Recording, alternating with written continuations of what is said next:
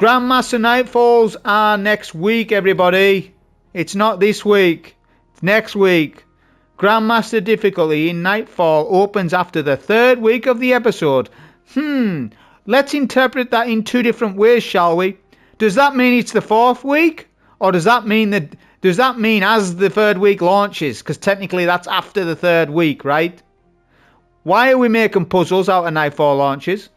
Is that the day and age of... Is this how you stop players playing? Let's not tell them when it launches. That'll see to them. There's your difficulty. So Grandmasters are not in the game, right? 4th week. Let's get this tooltip information proper. I want it to say Grandmaster difficulty launches in the 4th week of this episode. Hey, that will go a long way with me. Right, so we've got no GMs to play with, so I play with the Master Nightfall. The weekly Master Nightfall is Psyops Battleground Cosmodrome, and there's Togetherness on. This gives me a good idea. Hey, I'm a fan favourite of Togetherness. I've got a poster up of the mod on my wall. You know, I look at it every night before I go to bed. Togetherness fan. I'm a fan favourite of a solo and a Togetherness Nightfall. Yes. The gameplay loop's fantastic, isn't it? Right, surges. Arc Surge, Strand Surge. So we've got Arc Surge, Strand Surge. That's actually nice surges. All right, because I'm actually quite a fan of Strand Surge when we can use Banner of War, Titan and stuff like that. We've got Void Threat, Champions of Barrier Unstoppable, Martyr, Randomized Bane, and other shenanigan modifiers from Master Nightfalls. So my idea is a heal and bolt charge a Titan build, right? Because bolt charges heal you, but what else heals us? Crest of Alpha Lupi. Crest of Alpha Lupi has not been usable ever. Basically, maybe 2017, a couple of odd Titans used it, and I did too. But even then you ran Symphoseps, because Symphoseps launched with D2 vanilla, if you didn't know, but so did Crest of Alpha Lupi, I'm aware. Anyways, this exotic is now very, very useful in the game. Why? Because it's good for static bolt charge healing build, and that's exactly what this is. We are going to double stack healing. Look, generates an additional orb of power from supers and a healing pulse when barricade is activated. The healing pulse is actually very handy in a Togetherness Nightfall. Boom. And even if it wasn't Togetherness, it's actually still kind of handy to have this on. Okay, artifact mods, and you need to make sure you enhance your Tomb of Want to get enhanced perks like this. So the mods are Unstoppable Fusion, Barrier Sidearm, Volatile Marksman with the boost so you get more class ability energy, Overclock and Load, Dielectric. Dreadful Finisher is special ammo for free. You do not need armor charges to proc. It's special ammo finisher for free. Maligned Harvest, Flashover, the blast mod in the final column that heals and jolts champs and stuff. Particle reconstruction for a linear fusion rifle buff. That's artifact explained. Let's get on to the build. I'm using a generic grenade kickstart build with bomber procs ward. I also ran the wrong resistance, and this is the correct resistance. Is a 1 void resist and 1 arc resist. That's probably what you should run.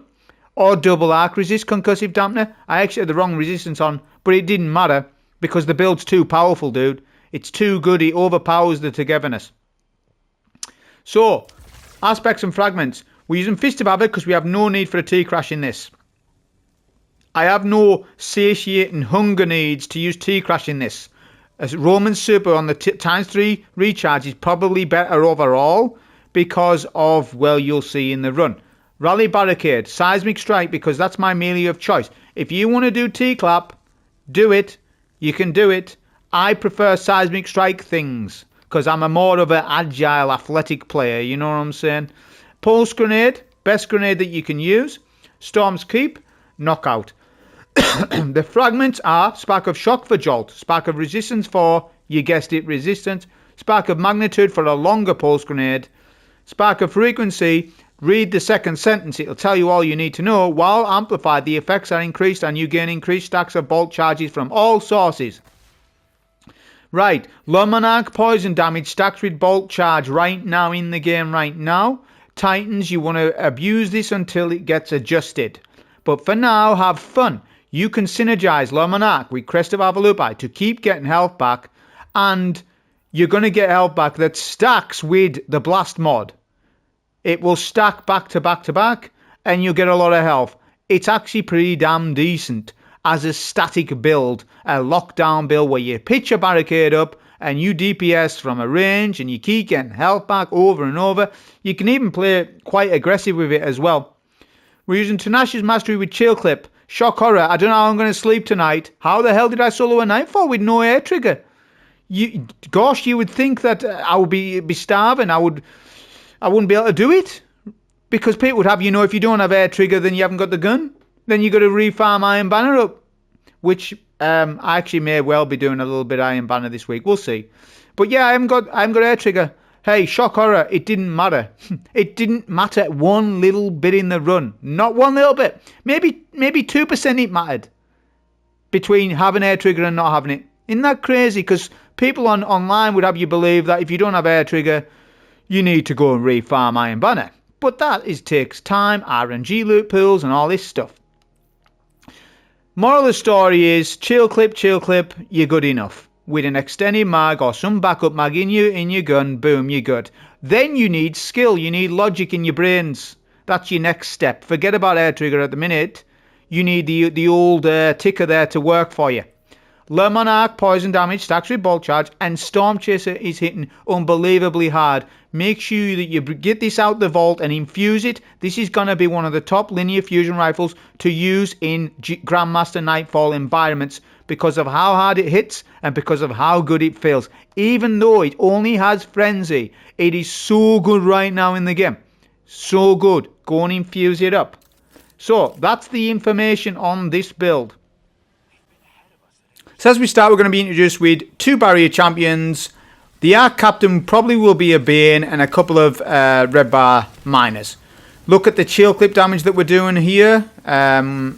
We get a barricade down straight away. I'm going to do my best to showcase the Crest of Alpha Lupi off as best as I can, really. Right, by keep popping that barricade down. Remember, it's a togetherness Nightfall, which means no health regen. You've got to get health regen. Well, there is health regen, but it takes like 30 seconds to get your health back if you stand from a range. So this actual condition of togetherness is shown off this build as best as it could do.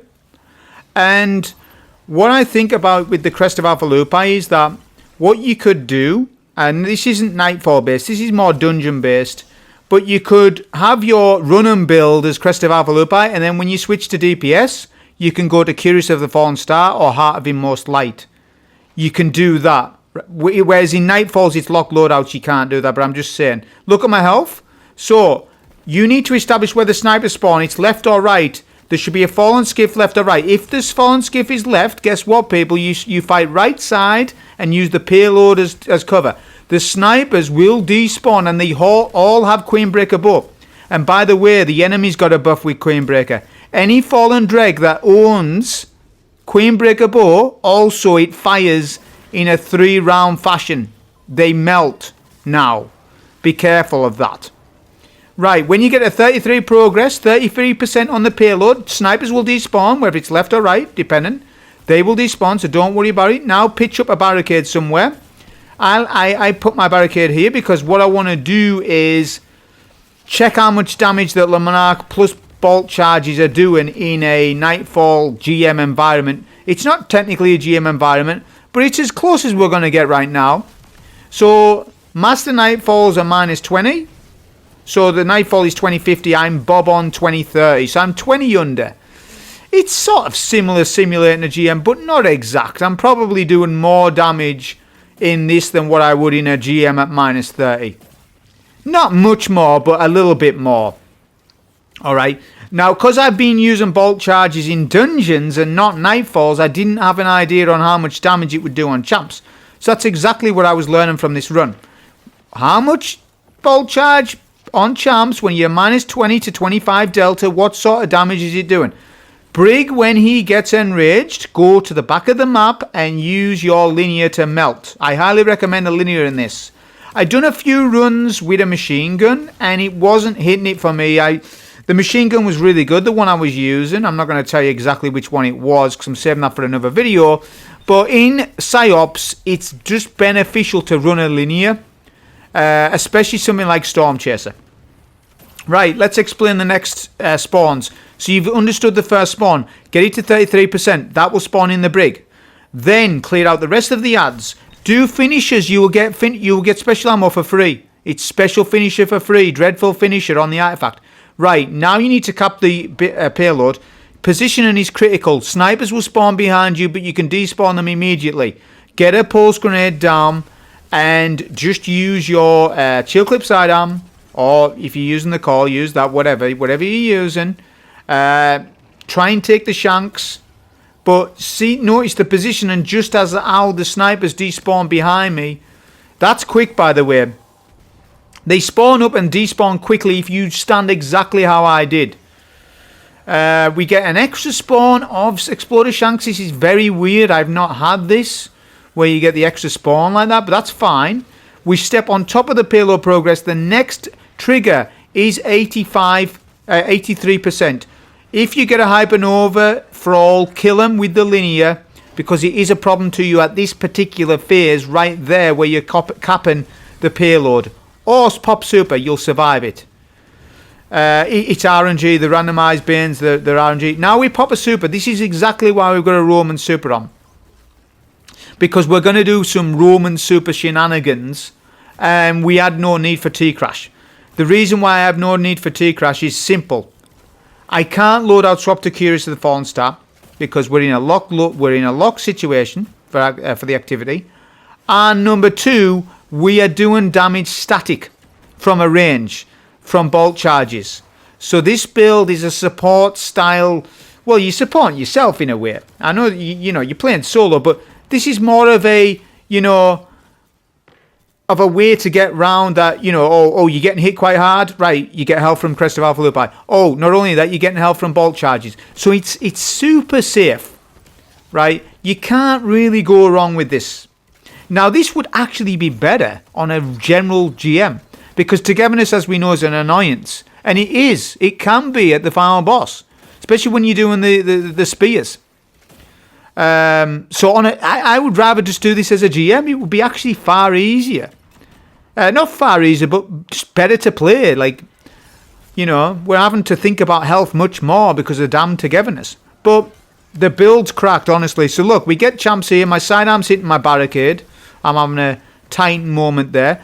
Now, try and focus one barrier at a time, because if they get stuck on top of each other, you may not get that the stun. That's where chill clip sidearms really is good, because it'll stun two champs together if they're close enough. So, look at our ammo for heavy. It's fine though, because the crate will give us full ammo. There's a crate up there. I was using a machine gun in a run before this, and I wasn't getting full ammo off crates. But on linears, you get full ammo off crates. I don't understand why that is. I was getting reduced heavy on a machine gun. If I have a linear on, when I pick up a crate, I get my full ammo back. So I was pleasantly surprised by that. It was kind of annoying with the machine gun. So yeah, in this particular GM, machine gun, no, you don't need one. Le Monarch bolt charge will do all that clear. Chill clip sidearm will do utility plus stun barrier. And Storm Chaser will do all the damage from a range from you. Because my setup is a range build. It's not a CQC Titan build. It's actually the opposite of that. Okay, it's health regen, long range build, Titan. Very good, Crest of Alpha Lupi. I have used it in the dungeon, and it's actually really good. Not to say that you absolutely, definitely need it. I'm just saying, look, on a build like this where you want to just do bolt charges, because they do more damage than anything else in your kit, then I think it's not a bad idea to just run a support style exotic. We don't need Symphoseps on. We're not doing Symphosept Titan things. We don't need Curious of Fallen Star on because we're not doing T-Crash things. We're doing long range things. So if I had Symphoseps on this run, where's the benefit? The only benefit would be that I get increased super damage, which is nice. But even then, I don't really need it. We're just doing a Master Nightfall. Like, I don't need to think that much about it, So yeah, pretty good. Right, with this particular room, we're just pitching up a backup map. That is it. We're just going to keep popping our barricade and keep the monarching. Make sure you keep on top of your arc shielded knights, because they can back up on phases upon phases. Because you need to understand the ad spawns in this is that one ad spawn from the next can start, even if there's still knights alive. By the end third phase, you may still have a lot of knights up. So, prioritize your knights as you go along with this. We're going to take care of this first unstop in my in front of me, right? Deal with the first unstop that you see, because he's the most awkward one. Spawn killing the awkward unstoppable is easier. Now this champ on the left, he's idle. He's idle. Now notice we got super, and we used Fist of Havoc specifically for wizards. It's for wizards in this particular room. You get VIP wizards. I believe you get one wizard on his own, then another wizard on his own, and then it's two wizards on the final phase. Two ultra bar, yellow bar wizards. And they're annoying if you keep them alive. By the way, Fist of Havoc will stop unstoppables. Okay? So, with the buffs, it's now like something that you would consider. If you're not using Curse of Fallen Star in a solo GM environment, right, if you're not considering T-Crash, then if you're playing a support style build, it's actually just worth it sometimes to put on Fist of Havoc. Because Fist of Havoc's going to give you more supers, 3 times more to be precise, and you're going to get super armor more frequently.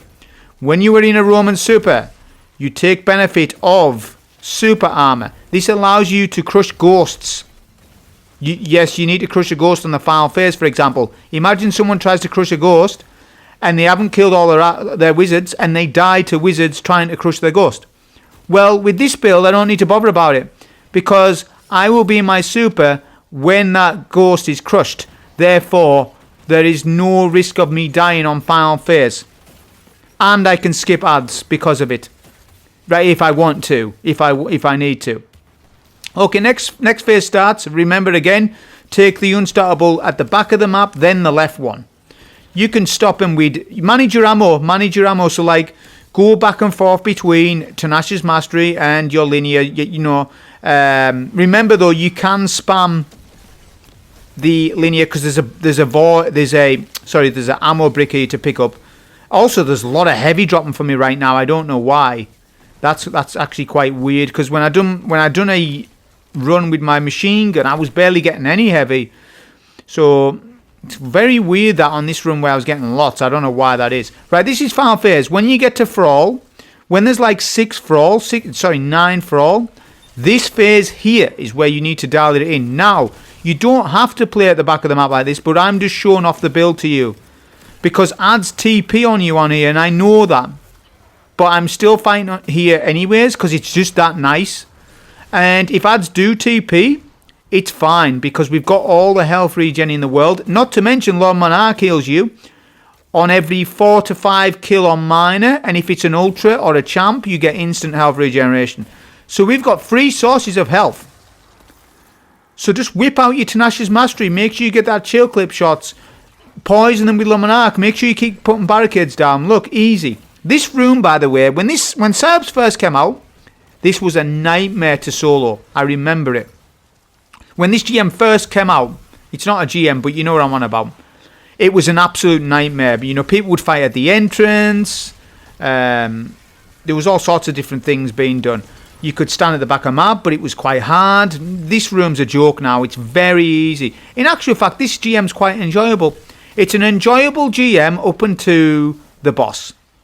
All right, not the entire boss phase, but some of it. Some of it's an annoyance. Just the boss misbehaving, and I don't mean in a bad way. I mean in a annoying way, which you'll see you'll see it when I explain it. Okay, so like I say, we're on that final phase. We used a Feast of Havoc to take out the wizard. We've got a barricade down. We're melting.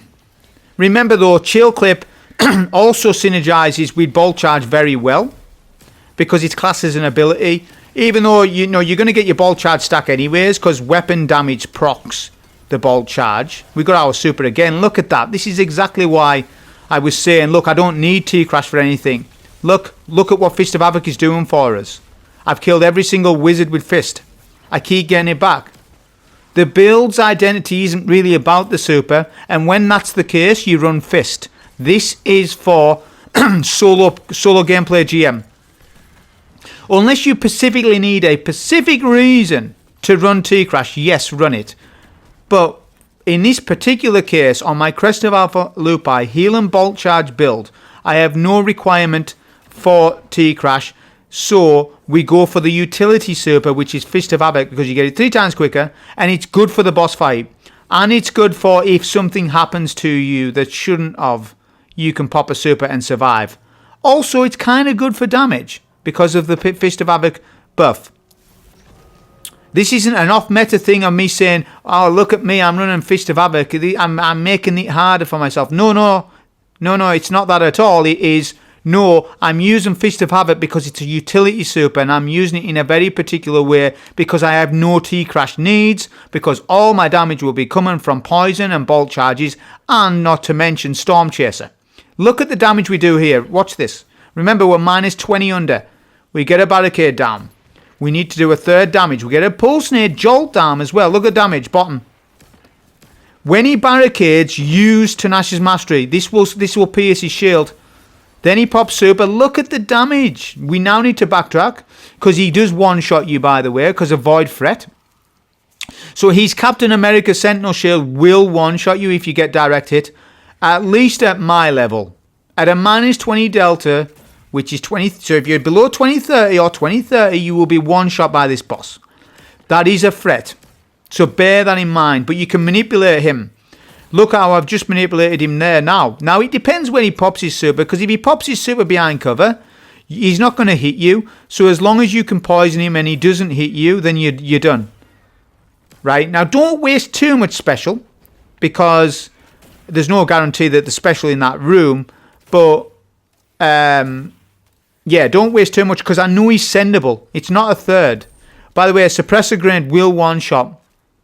So that needs to be prioritized. As soon as he throws a suppressor grenade, you back up. No matter what, you back up. It's because of Void Threat. It's because of exactly that. Look, boss is now sendable. He's sent. I don't even understand why we have that bit where we damage him and then he restores his health. I think what would be cool with that bit is that he just launches the boss fight with 2/3 of his HP. It makes no sense in strikes nowadays where you damage a boss and then all of a sudden he recovers his HP in the next room. Like, why? What's that about? Why have me damage him for a 3rd then? Makes no sense. They've done this forever.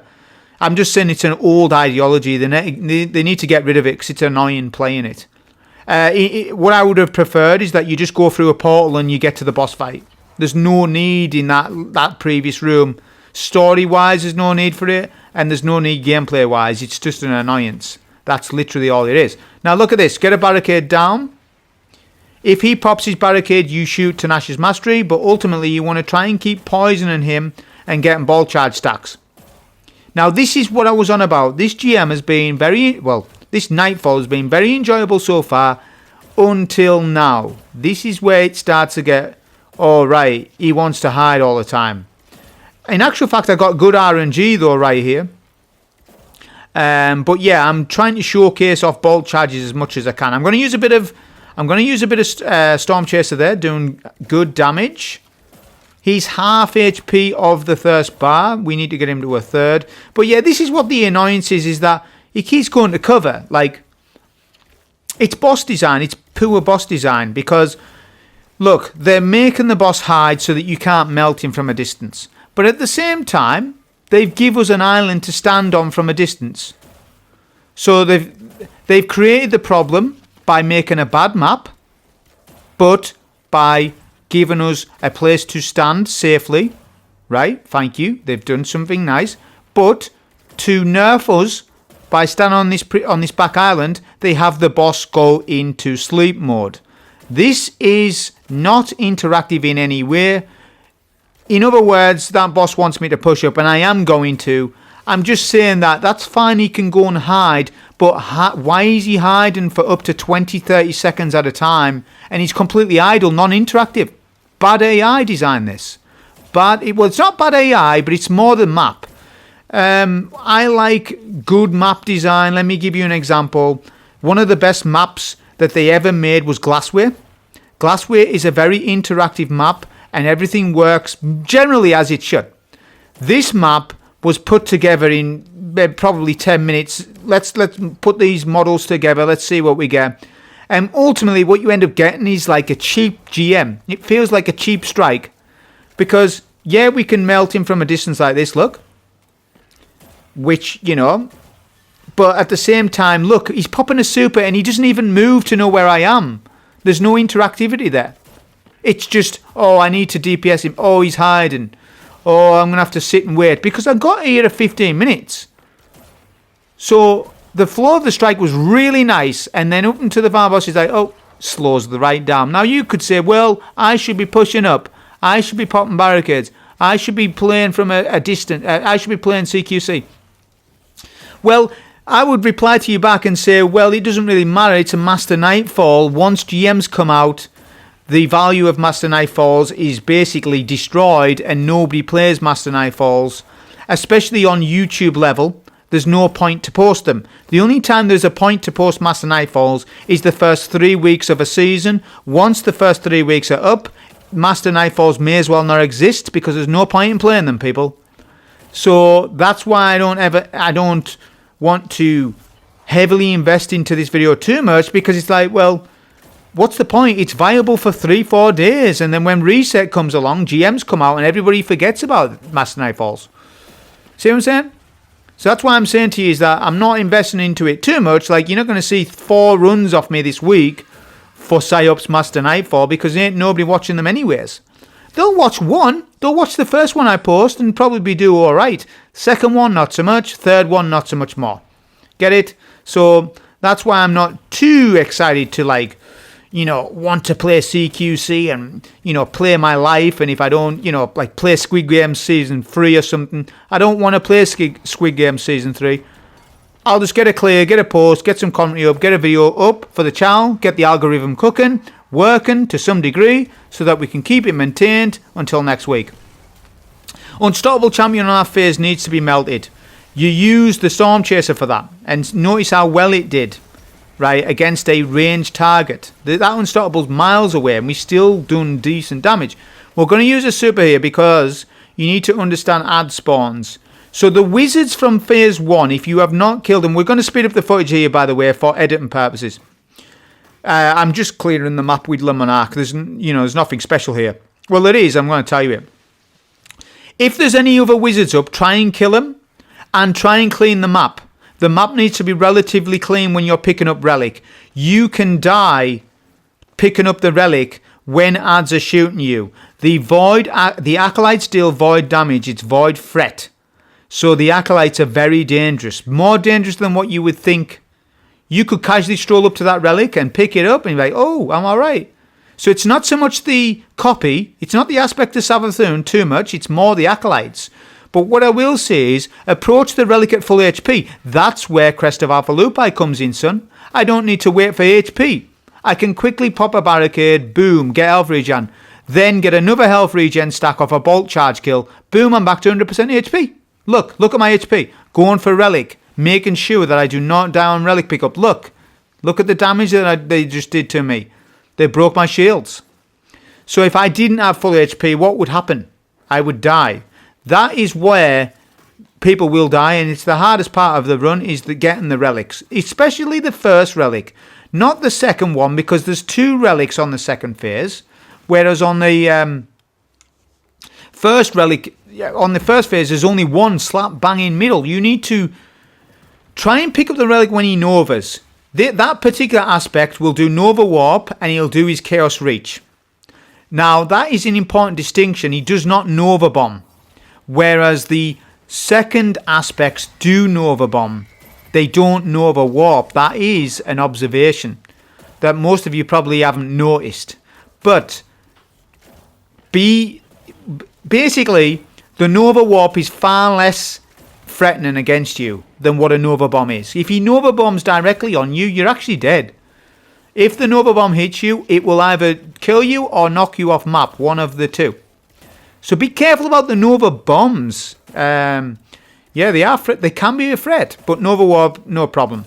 Right, DPS phase 2 of us waiting for the boss to look at us. He's going to right hand side. He's favourably standing there, but then when I poison him, he wants to hide. Then he pops super. Why? Why doesn't he just pop super and throw his shields at me right now? Again, that's an AI pathing thing.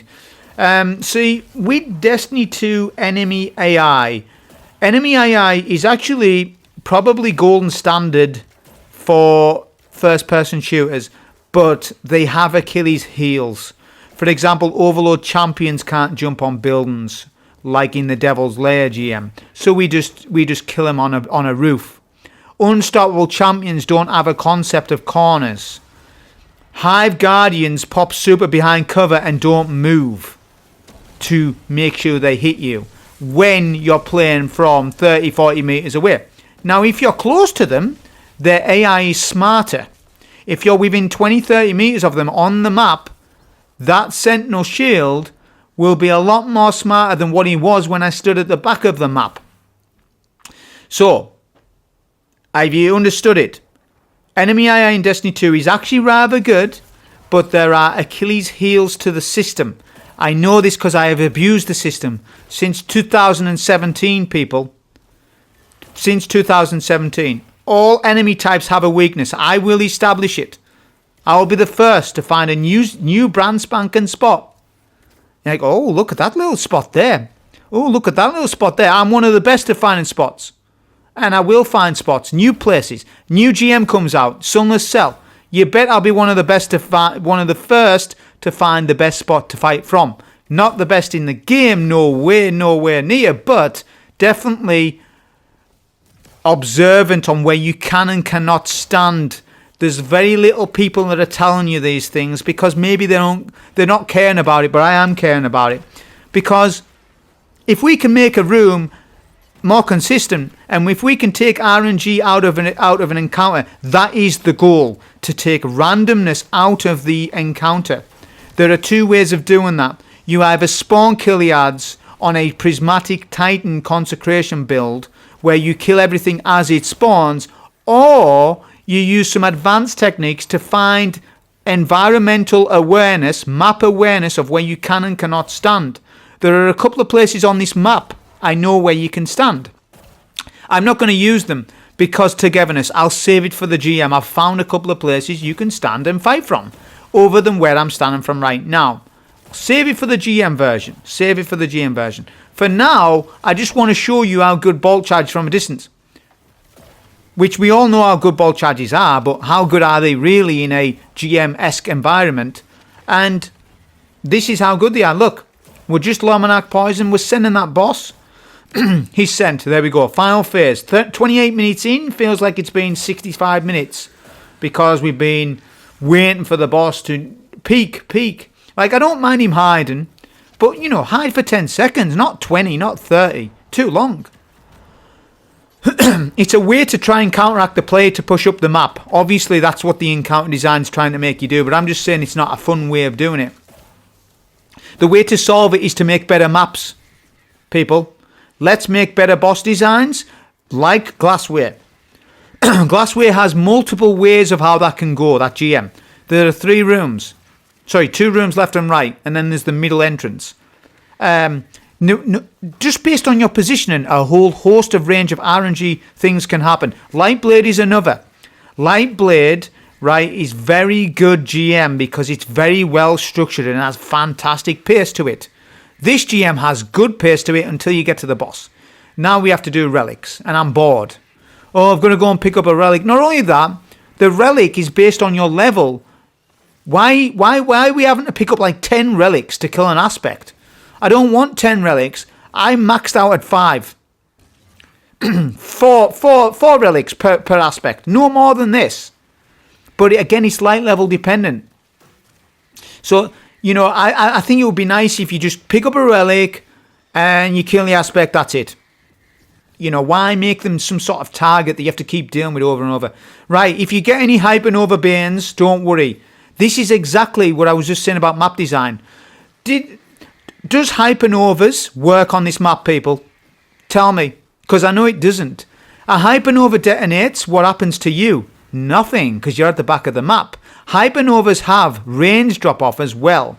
So hypernovas are not what you were going to think of being challenging in endgame. They're alright in small rooms, it works, because there's pressure on the player to melt the hypernova down. It works on hypernet and things like that. But this GM, it just feels out of place, doesn't work. The Bane doesn't work. The need to go to fixed rotations of Banes, for example, Heal and Bane on a particular place, Shield Bane on a particular place, Zealous Bane on... We want fixed rotations, not randomised. The randomised Banes is no good, because sometimes the GM or the Nightfall is very good to play, and sometimes it's just annoying. There's a shielded wizard that's not even visually there to establish exactly what target is shielded, as in the Bane, until you ADS on them. They should have made an entire new enemy type for Banes, where they look like champions, but a variation of champions. Then everybody will be clear, oh, there's where the Bane is. That's where the Bane is. That's why teams are dying to Banes, because it's like, what, that Acolyte over there is a Bane? I didn't even know. I didn't even aim my gun at him. See what I'm saying? So the Bane thing hasn't been the answer to, it's new AI, it's new kit. I'm just saying they need to tweak the Banes more. We need fixed rotations, and Banes need a buff, but in the right way. A Hypernova needs buffed. They're not strong enough. They're very weak. They need buffed in a interactive way, and they need to look different. Maybe make them bigger, because that's historically what Destiny does. If you want to fight a boss, just make a target of a red bar bigger. That's what they've done forever. I don't know. Make them a little bit more visually demanding, so that everybody on your fire team, or even solo, understands where the Bane is. Because not understanding where the Bane is, and you're standing 60 metres away, and there's a Bane somewhere, and he's healing every ad, it's just an annoyance to play. That's not mastery. That's RNG. So now you want to master RNG? No one can ever master RNG, because the nature of RNG is to be different all the time. But when it's different at the player's loss, it's not fun. Got it? So we're on final phase now. We've had enough talk about Banes. Look at the melt that we're doing. My plan is to use a Fist of Havoc at the final phase so that we can crush the ghost. Remember, people will kill the boss and forget that you need to crush the ghost. Boss will res, and you need to kill the boss again. That can be annoying. So just remember, on your solo, you're up against a Hive Guardian. Look, here we go. Look, Hypernova. Look at the climax. Will we kill him? Hey, we did. We ball charges. That's pretty good. But yeah, Hypernovas work. They do work in small rooms. They're fun and interactive. Hypernet, I thought, oh, look at that Hypernova. I need to melt them. It's in a small condensed map. It works. Whereas maybe on like a long range map, why can't they make like a sniper Bane, where like there's a Bane that specializes in long range combat and spawns on long range maps? For example, like this one. You can have your CQC Banes on CQC GMs, like Proven Grounds and stuff like that. But in the bigger rooms, like the Double Tank Room, Proven Grounds, stuff like that, have Sniper Banes, specialist in long-range engagement. And you can only kill them with precision damage or something like this. Maybe not precision damage, but I don't know. Have them that they can do enhanced sniper damage to you. Obviously, that's not going to go down well with people if it one-shots you, but it would be more interactive than having a random Hypernova on a map that's 70, 80 metres long, and the Hypernova only has a 20-metre radius. See how it just does not make sense? Doesn't make sense for combat. I've played this game long enough to know what will make sense and what won't. And the Banes edition is... It's been good and bad. I would give it a good 6 out of 10 in terms of implementation. Good ideas, but executed wrong on multiple occasions with some of the Banes. And it's different according to different GMs. For example, Proven Grounds, I never had any issues with Banes in there. I never felt like, oh, these Banes are annoying me now. There was a lot of Meteor Banes that fit the identity of Proven Grounds because the boss does a Meteor attack. So then you're fighting mini Proven Ground bosses with the Banes, with the Meteors. That makes sense. It makes sense, but, that's just what it is. They're just adding things to this Frankenstein of a game that it is. So boss is finally pushed. Look at how idle he was there. He was idle for so long. Remember, do not be hit. Crouch. Crouch before those Sentinel Shields hit you. They can kill you one shot. This boss is weak enough for a Fist of Havoc, I guess. So I'm going to go and do that right now. I'll get clear of that wizard. What I want to do is Pulse Grenade him to Jolt to add damage for Fist of Havoc. Because remember, I haven't got Symphoseps on. Symphoseps would have helped me out a little bit here, but I end up killing him. Look, it's enough to kill him. That kills him. We get a crush on the Ghost. We've got Prox Ward on as well. It didn't matter though either way. But yeah, that was a solo on this Nightfall. GMs, like I said, next week. So let's see how the meta develops and let's see what people end up using. Hope you enjoy. Thank you.